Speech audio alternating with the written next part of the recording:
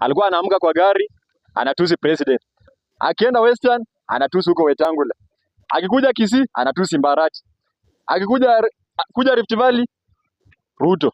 Akienda Nyanza, anatusi Raila. Miaka 2 tangu atolewe kwa kiti. Najua ni hasira yenye ako nayo atolewe kwa kiti.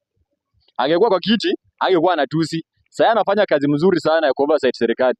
Lakini president hakutusi mtu. Mtu mwenye anatusingi watu ni Gachagua. Mwingine wanawajua tu, akina Joe Metso wanawajua. President hakutusi mtu. Nani? Alisema tu. Hebu president alitaja nani? President hakutaja mtu yoyote. Alisema tu.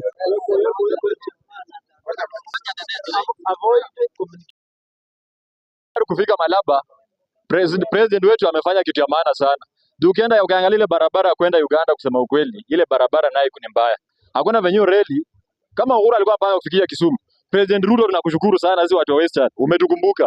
This time hata apata jamu hapo Nakuru, tutengeneze reli ifike huko. Asante. Okay, sawa. Wacha nimpe huyu. Tutakuja baada ya ule. Sawa. So, pia nataka 3 tu. Sawa, tunyamaze. Tunyamaze tafadhali. Haya, mimi yangu ni mafupi.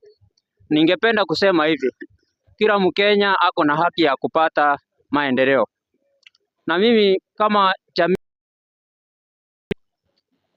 iwe tuko kwa serikali ama tuko kwa serikali, iwe tunapinga, sababu it is a democratic right. Kila mtu lazima awe mahali anaona kuko sawa, lakini maendeleo ni lazima. Mimi nafurahi sana mbunge anasema kituo imekataliwa pale Ikonge.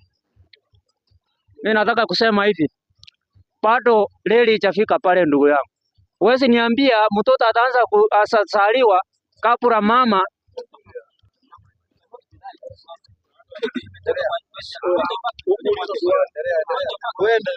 Sasa mimi nataka kusema hivi. Na labda kama amesema ile station ichajengwa pale ni hatia, lakini sijui kama inaweza pitwa, sababu siwezi pitishwa nitoke huku Nairobi nipitishwe niende Kisumu ndio tena nirudi. Hiyo nitakuwa makosa kubwa. Lakini sidhani kama iko mtu pale kwa serikali ambaye ako na akili ambayo ni mbaya atanipitisha Kisii tena niende Kisumu kurudi na gari ya abiria ambayo ni taxi. Sasa mimi ile kitu nasema ni kwamba ile station ambayo itachengwa pale Ikonge na wale magavana ambao vile imekuwa proposed, gavana watakuwa wanafuruta ile reli kutoka mahali itaachiwa wakifuruta kuenda kwa kaunti sawa. Hiyo ndio ambayo ilisemekana hivyo. Sababu kama reli itapita pale, ni nini nafanya gavana wa Kisii asifurute ile reli ikiingia Kisii ndani? Ama ni nini nafanya gavana wa Homa Bay asifurute ile reli? Sasa ile kitu nasema ni kufanya kazi tukiwa ina sober mind. Tusianze kukriticize kitu ambayo haijakuwa. Ikiwa kama imepitwa tulie, lakini tusianze kulia mapema kabla kitu haijapitwa. Namba 2, mimi nataka kusema hivi. Pesa ambayo inapeanwa ya CDF ambayo inakuliwa inapewa Nancy Gatungu, hata yeye pia mimi naonanga hata kama anafanya auditing iko shida mahali. Mahakama ilisema mambo ya CDF ni illegal. Na ukweli wabunge hawafai kupewa hii pesa ya CDF. Na mbunge pia yote anaweka kwa mfuko yake, anaanza kusema amepeana sijui license sijui what. Hiyo visingisio bwana, hiyo imepitwa na wakati.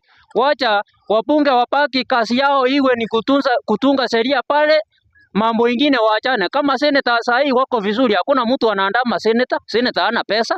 Kazi yake ni kuangalia sheria vile inatekelezwa ambayo inalinda kaunti.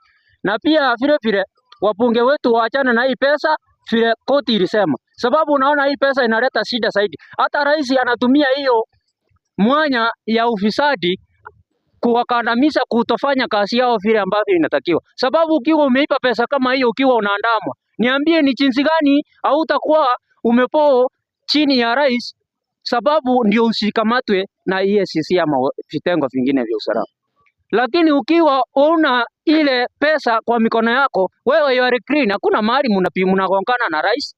Hakuna mahali uko unashika pesa rais atakuja kukutishia.